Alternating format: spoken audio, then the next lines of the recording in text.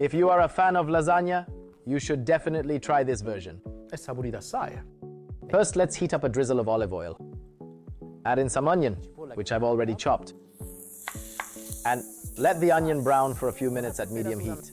This way, the onion won't burn, it will just sweat a bit. And now, we will add the ground meat to the pan. Just beef. Later, I will tell you why. We will also let the meat get nice and brown, while trying to break it up as best as we can. As you can hear from the sound, the heat is now turned up quite high. There we are.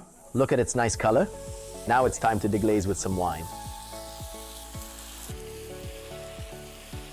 Very good. Now that the alcohol has evaporated, I can lower the heat a little and add in the tomato puree.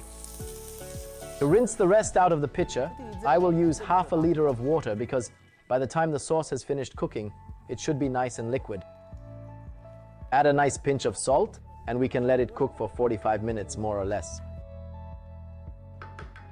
Now, we have everything we need to start building our lasagna. Put a nice ladle full of sauce on the bottom. As you can see, it has remained nice and liquid. Then, add a nice layer of sheets of fresh pasta, just slightly overlapping them, and more sauce, some cheese. Add a nice amount, and a nice heaping serving of mozzarella too, because in this version there is no bechamel, but at least there is a lot of cheese. And since we didn't add any pork to our ragu, as I mentioned at the beginning, now we will add in some ham.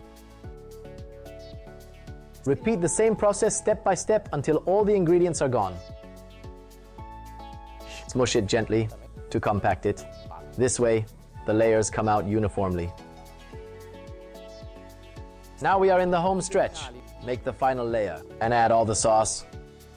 Give it one last plentiful sprinkling of cheese and of mozzarella and put the baking sheet in the oven at 180 degrees for about 40 minutes. It's so beautiful. Let it rest for a few minutes and then it will be ready to be cut. I know, it's not the classic lasagna, but with mozzarella and ham you must taste it, like me. È saporita assai.